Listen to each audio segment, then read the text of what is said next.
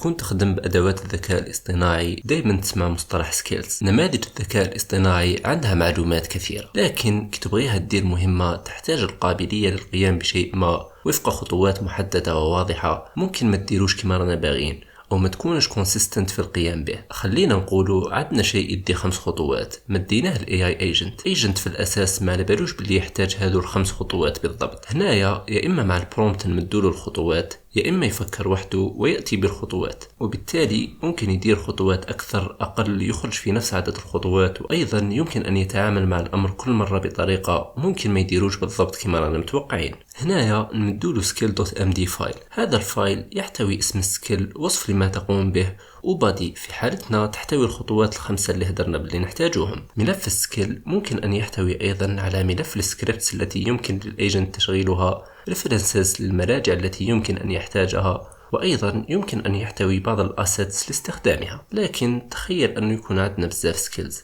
اذا الايجنت كان شايف محتواهم كامل الكونتكست ويندو راح تتعمر. لهذا يتم استخدام بروجريسيف ديسكلوجر. في الاول الايجنت يشوف غير اسم ووصف السكيل، اذا احتاج القيام بشيء وجد انه كاين وصف السكيل يطابق ما يريد القيام به يقوم بالاطلاع على السكيل بادي. من ثم إذا احتاج شيء آخر في فولدر سكيل يقوم باستخدامه. معناه باختصار سكيل هي إخبار الايجنت أو الموديل كيف يقوم بشيء ما بشكل محدد ودقيق.